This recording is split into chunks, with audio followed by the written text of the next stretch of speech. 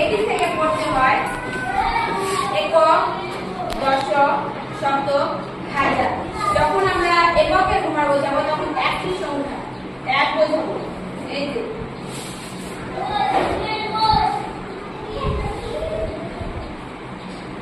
একক মানে একটি সংখ্যা 2 এবং দশক 2 হয়ে গেল 2 10 2 এবং শতক যখন যাব তখন 3টা ঘর যাবে 122 1 2 2 মানে 122 এবং হাজারের ঘরে যখন পৌঁছাবো তখন চলে যাব হাজারের ঘরে যখন চারটি সংখ্যার মান পৌঁছাবো 2000 100 10 2 22 2122 এরকম ভাবে তোমাদেরকে আমি হাজারের ঘরে পৌঁছাবো। হাজার মানে হচ্ছে চারটি সংখ্যার ঘরে যাব।